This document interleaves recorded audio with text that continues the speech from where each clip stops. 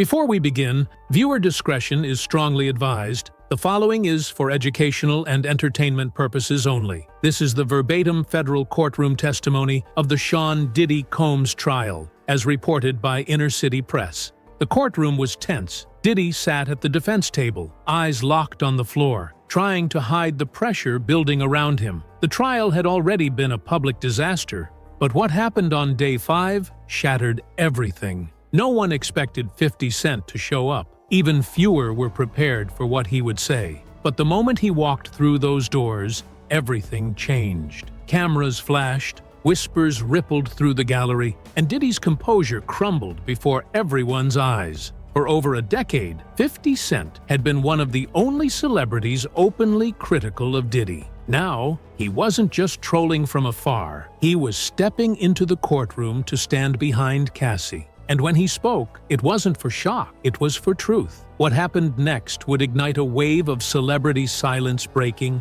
secret files surfacing, and an empire starting to fall apart. This is what went down when 50 Cent stepped into Diddy's trial on day 5.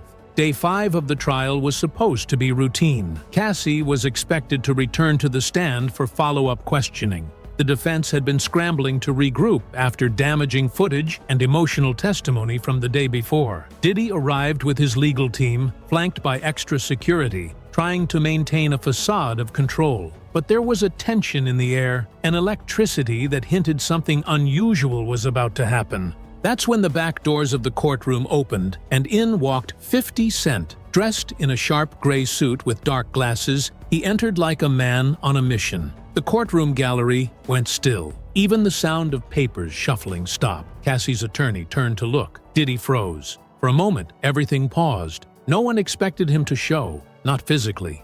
Not here. He had been making noise online for weeks, posting cryptic messages, sharing old interview clips, throwing shade. But this was different. This was a declaration. He didn't say a word at first. He simply took a seat near the back, folded his arms, and stared directly at Diddy. The prosecution gave each other glances. The defense visibly panicked. One of Diddy's attorneys leaned in, urgently whispering something in his ear. But Diddy wasn't listening. He was staring back at 50, like a man seeing a ghost from a past he couldn't control. The judge acknowledged 50's presence without a word. She nodded slightly in his direction, then addressed the court as usual. But the mood had changed. Something was coming, and everyone could feel it. Witnesses say Diddy's demeanor shifted immediately. His jaw clenched. His hands, which had been folded calmly minutes before, now twitched with nervous energy. He knew 50 Cent didn't show up to watch. He came to reveal something. When the lunch recess was called, reporters swarmed the courthouse steps. Cameras were rolling. Microphones were raised. Everyone waited to see what 50 Cent would say. And then he spoke. "I'm here because I've watched this industry protect the wrong people for too long," he began. "Cassie's brave for doing what she's doing. She's not alone anymore. Not while I'm here." It wasn't just a soundbite. 50 laid it all out. He said he'd seen weird behavior from Diddy for years, things that made him uncomfortable, things other people laughed off, things he now saw for what they really were. Everybody knew something was off, he said, but they stayed quiet because Diddy had power, because he could end careers. He confirmed that he had been working with Cassie's legal team behind the scenes, providing documentation, old photos, phone records, even a statement from a former bodyguard who claimed to have witnessed disturbing scenes at Diddy's private parties. 50 said he was tired of the silence, tired of being labeled crazy for calling out what others refused to. Then came the real bombshell. He announced he was funding an independent investigation, hiring private investigators to dig into Diddy's history. Not for clicks, he said, but because too many people have been hurt, and too many people are still scared. Cassie's team released a brief statement thanking 50 for his support, courage, and belief in truth. Diddy's lawyers, meanwhile, called the appearance a media stunt and tried to downplay its impact, but they were clearly rattled. Back in the courtroom, the tension was heavier than ever. Diddy wouldn't make eye contact with the gallery. His fingers tapped the table. His breathing grew heavier. 50 sat silently, arms crossed, watching. The defense requested a private sidebar with the judge. Rumors swirled they were considering requesting a gag order on public commentary. But it was too late. The headlines were written. The footage of 50's courthouse statement went viral instantly. Celebrities who had been silent started to retweet Cassie's original lawsuit. Others posted cryptic messages. The wall of silence was cracking, and 50 was the one who threw the first punch. When court resumed, Cassie took the stand again. But this time, she wasn't walking in alone. She walked taller, more poised, more focused. It was a quiet confidence that only comes when someone knows they are finally being believed. The courtroom noticed the difference instantly. Her voice, though steady before, now had an edge of determination. She didn't just recount memories, she delivered them like a warning. This wasn't just her testimony, it was a confrontation. She confirmed that she had spoken to 50 Cent's team, that she had shared messages, timelines, and recordings, that more witnesses had come forward since his public show of support. "I'm not scared anymore," she said clearly, locking eyes with the jury. "Not when people are finally listening." She went on to describe incidents previously too painful to bring up. One involved a trip to the Hamptons in 2017, where she said she was locked in a guest house for 2 days after texting a fellow artist. "He said I embarrassed him in front of the industry," she recalled. "He said I was his property."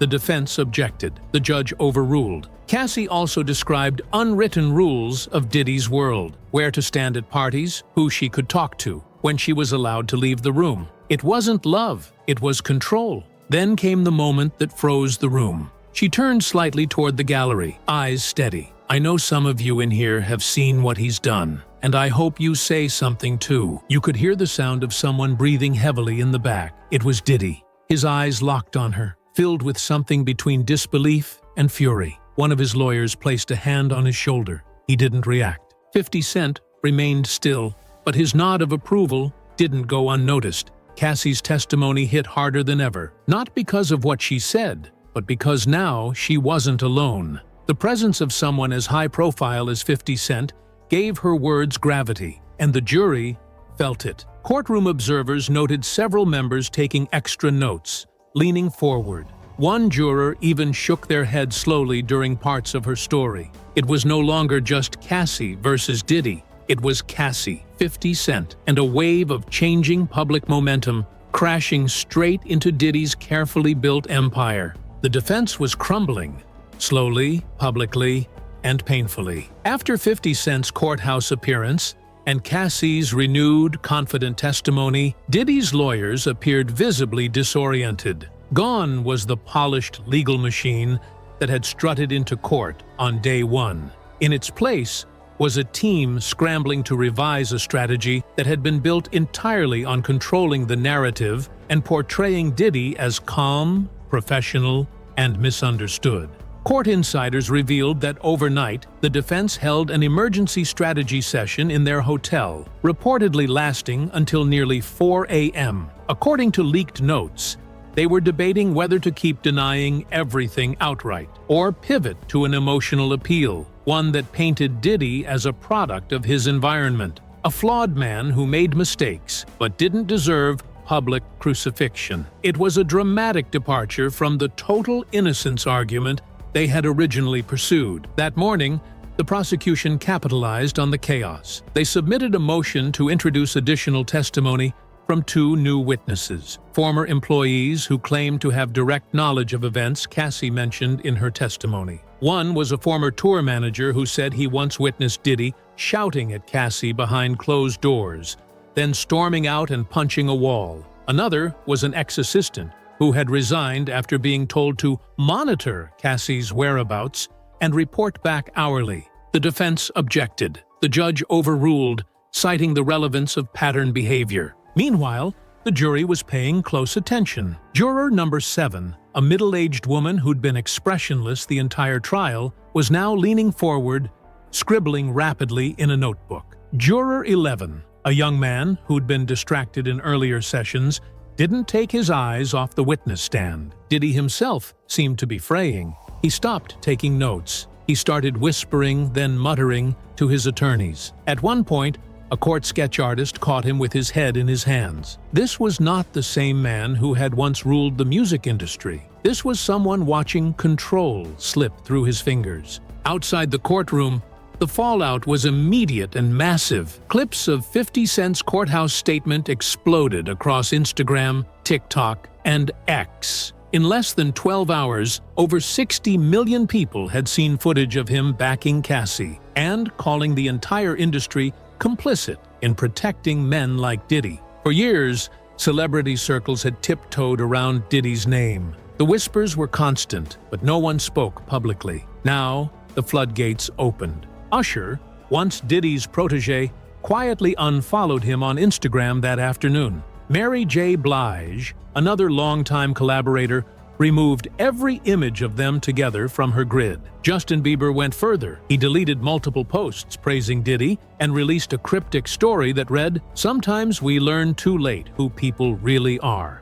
Within 24 hours, dozens of artists had weighed in. Cardi B posted, "Protect women, no matter how powerful the man is." Drake liked a tweet that said, "Real ones speak up, cowards stay quiet." And even celebrities outside of music, like Viola Davis and Gabrielle Union, shared messages of support for Cassie. But the most dramatic shift came from someone no one expected. A producer who had remained anonymous for over a decade suddenly spoke out on X. "I worked on 3 of Diddy's projects. I saw things. I kept quiet. Not anymore." That post alone had over 300,000 likes by the end of the day. Inside sources told Variety that top executives at Revolt, Diddy's media company, began holding emergency meetings. Advertisers were pulling back. At least 2 sponsors for upcoming brand events had rescinded their deals. One Revolt employee told a reporter, "People are jumping ship. Nobody wants to be the last one standing next to him when this all comes down." And through all this, 50 Cent kept posting. Each message was calculated. One showed an image of him and Cassie backstage at an award show years ago, captioned, "You always deserved better." Another post read simply, "Day 5. It starts here." The message was clear. He wasn't done. Back in court, Cassie's return to the stand was nothing short of devastating. It was her second time up that week, but this time she didn't just speak about what happened to her. She laid bare the system that enabled it. Her tone was measured, but the content was explosive. She detailed what she called control architecture, a term she used to describe how Diddy's team kept her isolated. According to Cassie, her calendar was managed down to the hour. She wasn't allowed to book her own travel. If she was seen speaking to another man in the music industry, someone from Diddy's circle would pull her aside and remind her, "Who made you?" She referenced one incident from 2016, where she said Diddy allegedly slapped a phone out of her hand after she laughed at another artist's joke during a backstage moment at an award show. He said I was embarrassing him, that I didn't know how to act, that I needed to learn respect. And then came the moment that shifted the jury's mood entirely. Cassie introduced an old audio recording, played through the court's sound system with the judge's approval. In it, Diddy's voice could be heard yelling, "Don't test me, Cass. You know what happens when you push me." The courtroom fell silent. The audio had never been heard publicly. Her legal team claimed it had been obtained from an old, cloud-synced iPad that Cassie had forgotten about until earlier that month. The defense tried to object, but the damage was done.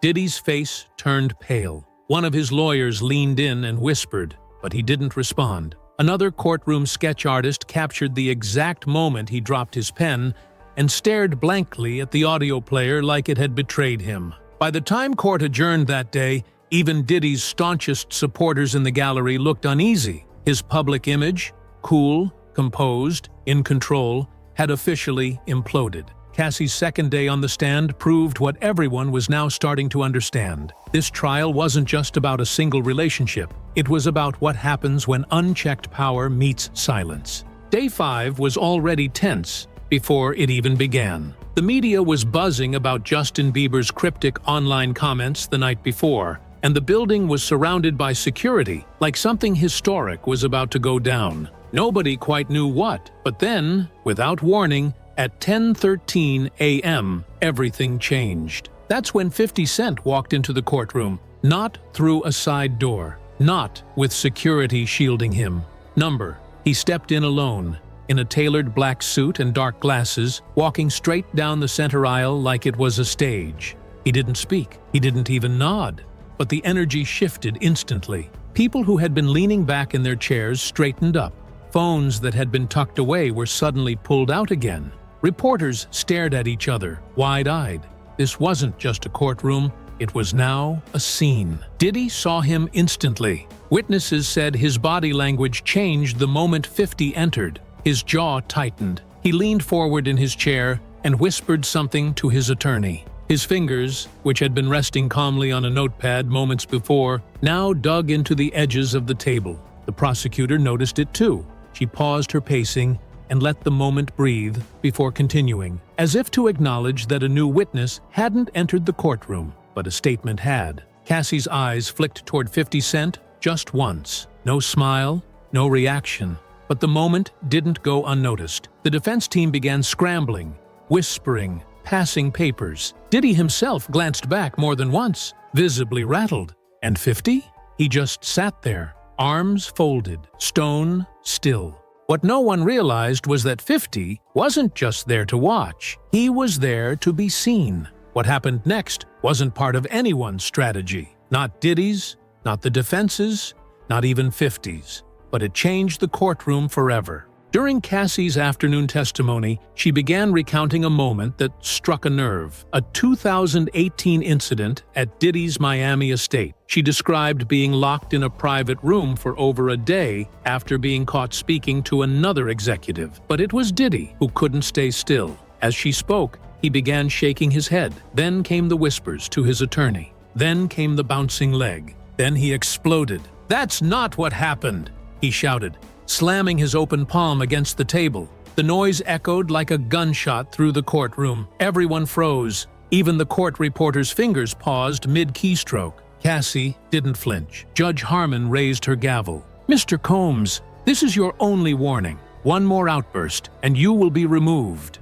But Diddy didn't stop. His eyes weren't on Cassie anymore. They locked onto the back of the courtroom, on 50 Cent. "And you," he growled, pointing. "You've been waiting for this, haven't you? You'll regret it." Security moved instantly. 2 guards closed in behind Diddy's seat. One stood between him and the gallery. The room was tense, as if everyone expected the next moment to be even more explosive. But 50 didn't react. Not a word, not a flinch, just a slow, deliberate shift in posture. He leaned back further in his chair, crossed one leg over the other, and stared. Cassie continued her testimony like nothing had happened. And the judge? She didn't call a recess. She let the silence hang in the air as she looked Diddy directly in the eyes and said, "Control yourself, or I will." For a man who built his legacy on always being in control, that one sentence hit harder than anything else. As the afternoon wore on, the courtroom grew quieter. Nobody dared speak out of turn. Even reporters who usually slipped in and out for bathroom breaks stayed glued to their seats. Why? Because for the first time in decades, Diddy didn't seem untouchable. The outburst had exposed something nobody had seen before. Not in interviews, not in scandals, not even in past lawsuits. This wasn't the smiling mogul or the cool businessman. This was a man unraveling in real time. And while Diddy was unraveling, 50 Cent was rising.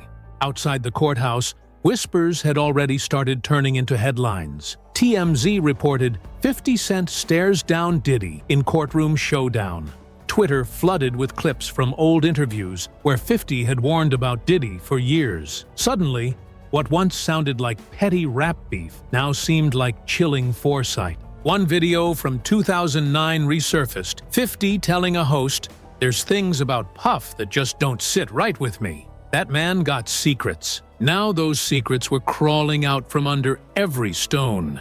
Inside, Diddy had gone silent. His legal team circled around him during breaks, speaking low and fast. Cassie's attorneys, on the other hand, were glowing. Their star witness had kept her composure through it all. Their biggest opponent had cracked in front of a federal judge. Even the jury seemed to notice. One older juror who had previously taken notes methodically now stared straight ahead, arms crossed, lips tight. Another scribbled furiously as Cassie spoke, as if she didn't want to forget a word. And still, 50 Cent sat in the back. At one point, court security asked if he planned to stay the whole day. He didn't answer. He didn't need to. Because by then, it was obvious. This wasn't just day 5 of a trial. This was the day the illusion shattered. The day a silent room watched a powerful man come undone. The day the music industry realized it wasn't business as usual anymore. And it all changed when 50 Cent showed up.